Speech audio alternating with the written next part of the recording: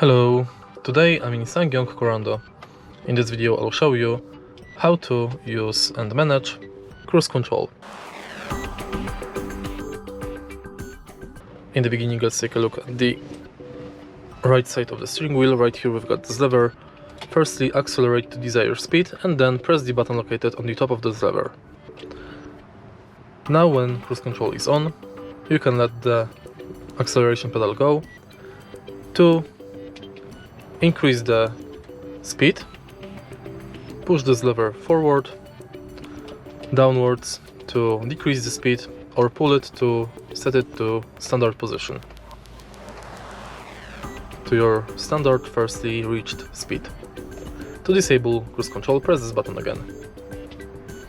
And that's it. If you find this video helpful, please leave a like, comment and subscribe.